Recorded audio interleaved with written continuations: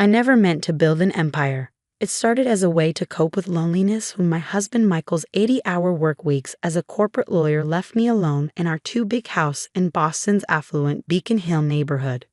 What began with handmade jewelry sold on Etsy transformed into something none of them saw coming, especially not my mother-in-law, Patricia Wellington, who never missed an opportunity to remind me that I was beneath her precious son. "Another craft fair, dear?" she would say at our monthly family dinners, her voice dripping with condescension. How quaint.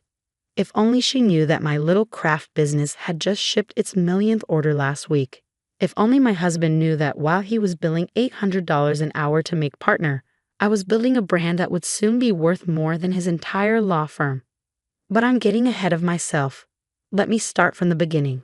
My name is Emily Chen Wellington, and 5 years ago, I was just a graphic designer who fell in love with a lawyer from an old-money Boston family. The Wellingtons traced their lineage back to the Mayflower and never let anyone forget it. When Michael proposed, his mother took me aside and said, "At least you're Chinese. That's almost acceptable these days. Your children will be good at math." I should have run then. Instead, I smiled and endured like I had been taught. Like my immigrant parents had done when they first came to America. Keep your head down, work hard, and success will follow. The idea for Lux Craft started during those lonely nights. I combined my graphic design skills with traditional Chinese craft techniques my grandmother had taught me, creating modern jewelry with an Asian fusion twist. My first piece, a delicate jade pendant wrapped in silver wire with a contemporary geometric design, sold within hours of listing it on Etsy. "That's nice, honey," Michael said when I told him, barely looking up from his case files. "But maybe focus on redecorating the house. The partners are coming for dinner next month." I did focus on the house by converting our 3-car garage into a studio. While Michael climbed the corporate ladder and Patricia planned charity galas, I was building something revolutionary. My designs caught the attention of fashion bloggers, then magazines, then celebrities. Orders poured in faster than I could fulfill them. I hired other immigrant women from my mother's church to help with production.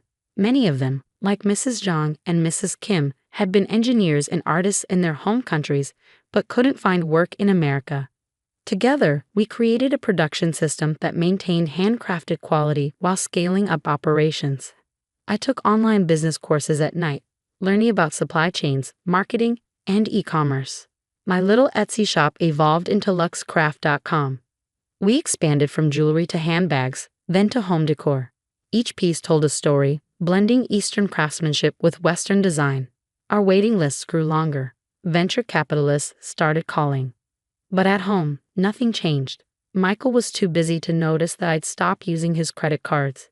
Patricia still introduced me at parties as Michael's wife who does crafts. My father-in-law, Judge Wellington, still called me the artist in that tone that made it sound like a mental condition. Then came the dinner that changed everything. Patricia had organized a special family gathering at her Beacon Hill mansion. All the Wellingtons would be there, including Michael's siblings with their properly employed spouses, doctors, lawyers, and investment bankers all. I arrived late because we had just closed a deal to supply our products to a major luxury department store chain. Michael was already there, deep in conversation with his brother about their latest cases. "Emily, darling, we were just talking about you," Patricia called out as I entered the formal dining room. 20 pairs of Wellington eyes turned to me. I knew that tone. It was the same one she used when discussing the help. "Patricia was telling us about your little online shop," Michael's sister-in-law Amanda said, adjusting her Hermes scarf. "How enterprising are you?" I took my seat, noticing the subtle way Patricia had arranged the table, placing me at the far end, away from the important conversations. The catering staff served the first course. Imported caviar on mother-of-pearl spoons. My phone buzzed in my purse, but I ignored it. Another message from the Amazon acquisition team could wait. "You know," Patricia announced, tapping her crystal glass for attention, "I've been thinking about what's best for the Wellington name. Michael's making partner this year, finally entering the family tradition of real achievement." Michael beamed. I took a sip of wine. "Which is why," she continued, fixing me with her society smile, "we need to discuss Emily's hobby." The word hung in the air like a poisoned arrow. I felt my cheeks flush as Patricia launched into her carefully prepared speech. A Wellington spouse has certain obligations, certain standards to uphold. We're not ordinary people who need to sell trinkets online. Michael, darling, don't you think it's time Emily focused on more appropriate activities? The hospital board has an opening. My phone buzzed again. And again, and again. Mother's right, Michael said, loosening his Hermes tie.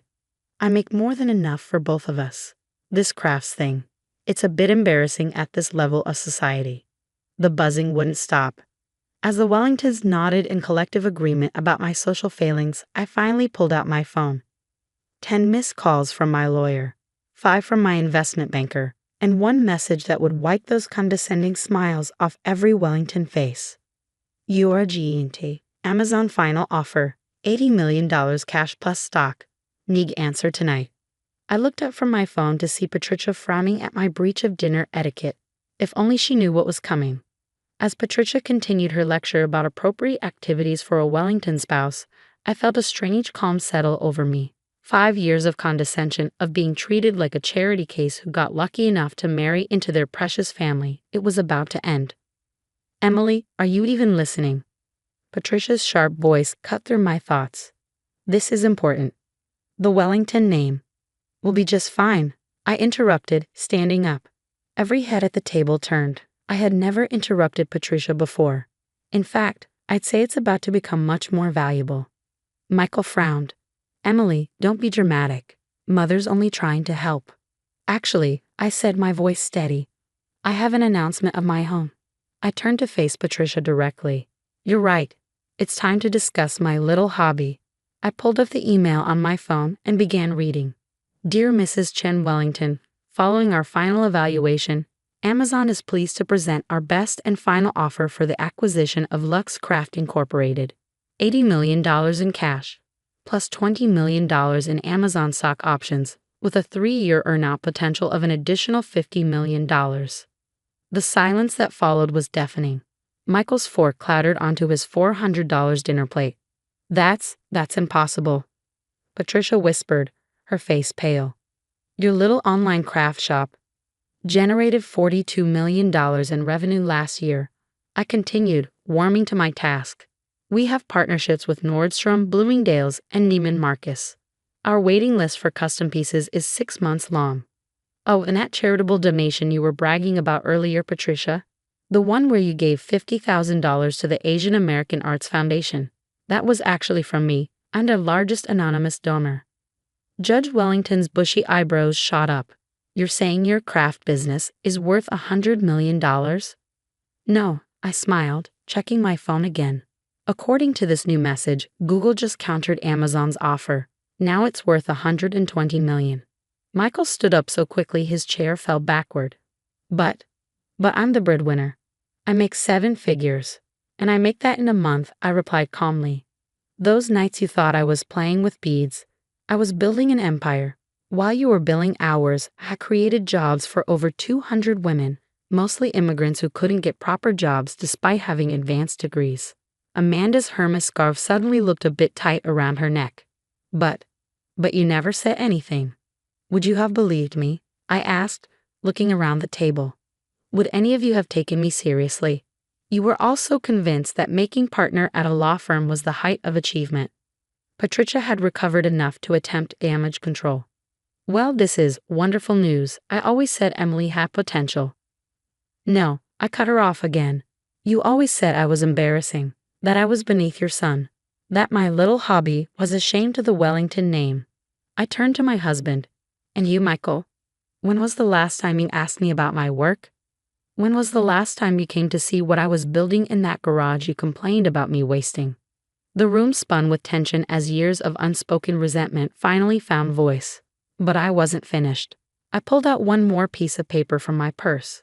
Something I'd been carrying for weeks, waiting for the right moment. There's one more thing, I said, sliding the document across the table to Michael. I've been so busy with the acquisition negotiations, I almost forgot to mention it. These came from my lawyer last week. Michael picked up the papers, his hands trembling slightly. His face went from red to white as he read the title. Petition for divorce. But why? He stammered. We can work this out. Now that I know about the money. That's exactly why, I replied, gathering my things. 5 years, Michael. 5 years of dismissing me, belittling my work, treating me like a charity case. 5 years of watching your mother tear me down while you smiled and nodded. The money isn't why I'm leaving. It's just what finally gave me the courage to do it. I turned to address the entire stunned table. Oh, and Patricia, remember last month when you said the Wellingtons only wear real jewelry, not craft fair trinkets? That necklace you're wearing, the one you bragged about buying at Tiffany's, it's one of mine. Tiffany's is our biggest wholesale client. Patricia's hand flew to her throat, touching the $12,000 necklace she'd shown off all evening. I could practically see her mentally reviewing all the compliments she'd received on her exquisite taste. As I walked toward the door, Judge Wellington finally found his voice. Now see here, young lady, you can't just. Actually, I can, I said, pausing at the threshold. And one more thing, Michael, remember how you always insisted I sign a prenup to protect the Wellington family fortune? You might want to read Clause 7.3, the one about how all business assets developed during the marriage are considered joint property unless specifically excluded. Michael's face went from white to green. I smiled. Don't worry, I'm not interested in your law firm partnership, but I thought you should know, technically you own half of my company. Well, you did. I sold your shares to my employees last week for $1. They earned it. The explosion of voices behind me as I walked out was music to my ears. But this wasn't the end. It was just the beginning of their education about underestimating the wrong person.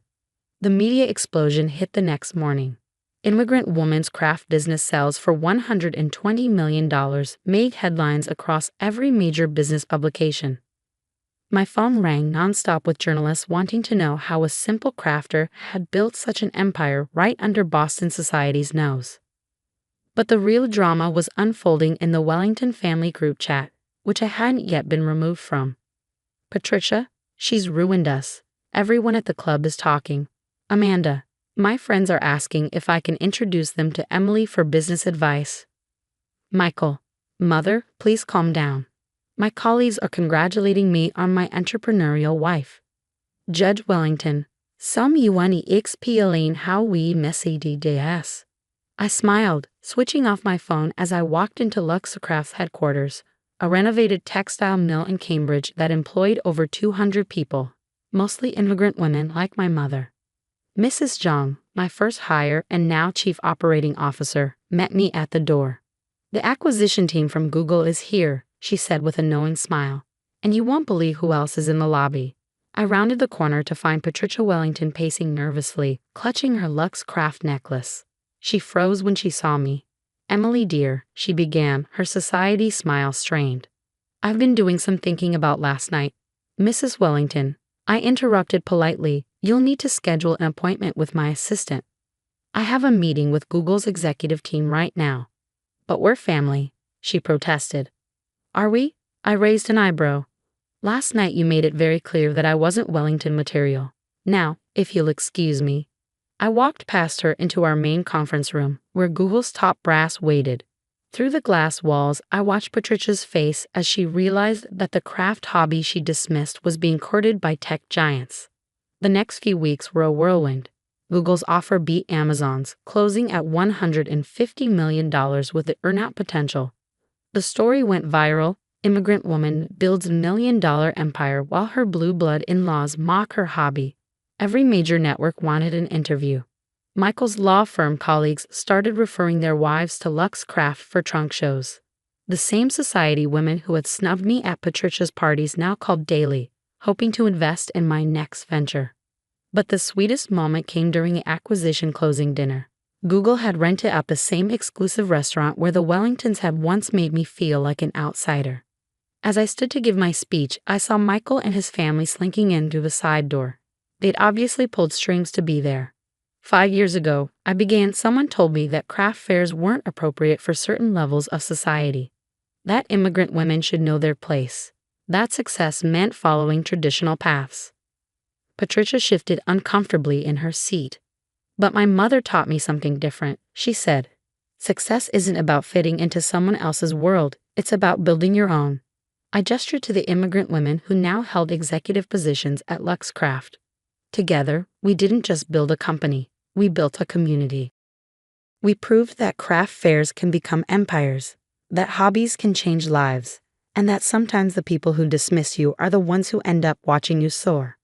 The room erupted in applause. From the corner of my eye, I saw Patricia dab at tears, while Michael stared at me like he was seeing me for the first time. After the dinner, Mrs. John approached me with news that made my victory complete. Our immigrant employment program had been selected for a prestigious innovation award. The presenter? The Wellington Foundation for Social Progress. Patricia's pet project. They'll have to give an award to the very people they look down on. Mrs. John laughed. Karma is real. The divorce was finalized 3 months later. Michael tried everything to win me back, suddenly fascinated by my entrepreneurial spirit. But as I told the divorce court, some bridges can't be unburned. I bought a penthouse in Back Bay, right next door to Patricia's beloved social club. Every morning, I watch her society friends line up at the Lux Craft flagship store across the street, bragging about their personal connection to the founder. Last week, I received an invitation to speak at Michael's law firm's Women's Leadership Conference. The topic? Breaking Through. How to Succeed When Others Doubt You. I declined. I was too busy launching our new foundation, which provides seed funding to immigrant women entrepreneurs. The final twist of the knife came yesterday. Patricia's Country Club, the one that had taken decades for the Wellingtons to get into, invited me to join as an honorary member. I accepted with one condition, that they also offer membership to Mrs. Zhang and our other immigrant executives. But that's not how things are done. The membership committee sputtered. Then perhaps it's time things changed, I replied. They agreed. This morning I had coffee at the club, sitting at the best table, the one Patricia had always claimed as her territory. As I sipped my latte, I opened an email from a young immigrant woman who'd read about my story. You showed me that our dreams don't have to fit into someone else's box, that we can build our own tables when they won't give us a seat at theirs. Thank you for proving them wrong. I looked around the club, at the society women who now competed for my attention, at the old money that now eagerly sought new ideas. Patricia was there too, sitting in a corner, watching as her former social circle gravitated toward my table. She caught my eye and gave a small, defeated nod. Finally, she understood. The very things they had mocked, my heritage, my creativity, my little hobby, had become their obsession. I nodded back, then returned to my coffee. Success, after all, is the best revenge. But changing the game? That's priceless. My phone buzzed. Another interview request, this time from Forbes. They wanted to feature me in their Self-Made Women issue. The suggested title made me smile. The Craft Queen of Boston. How an immigrant's hobby disrupted high society and built a $150 million empire. Sometimes I thought, the best revenge isn't about getting even. It's about rising so high that they have to look up to see you. And sometimes, the people who dismiss your dreams end up having to watch them come true, from a distance, through the windows of the empire they never believed you could build.